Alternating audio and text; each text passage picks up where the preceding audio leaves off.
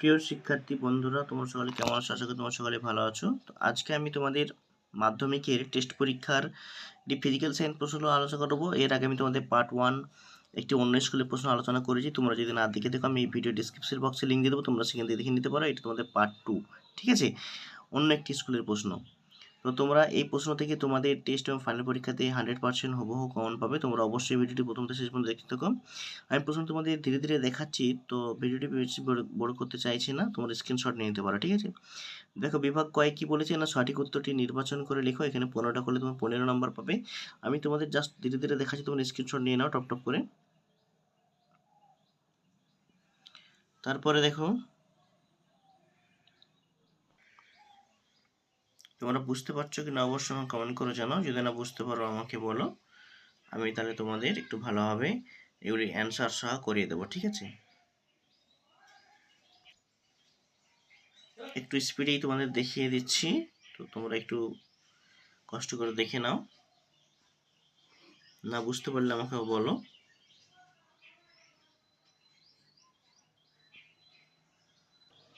Screenshot নিয়ে নাও, ঠিক আছে?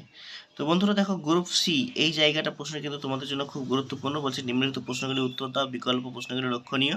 তো 9 দুগুণে 18 নম্বর, প্রতিটি প্রশ্নের মান থাকবে তোমার 2 নম্বর করে, ঠিক আছে? 9টা করে তোমার 18 নম্বর পাবে। তো এই যে 2 নম্বরের প্রশ্ন, এইগুলি তোমাদের কিন্তু মোস্ট ইম্পর্টেন্ট, তোমাদের অবশ্যই ভালো করে করতে হবে এগুলি। দেখো,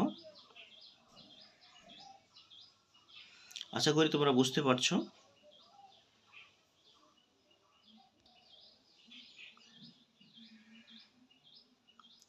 স্ক্রিনশট নিয়ে নাও।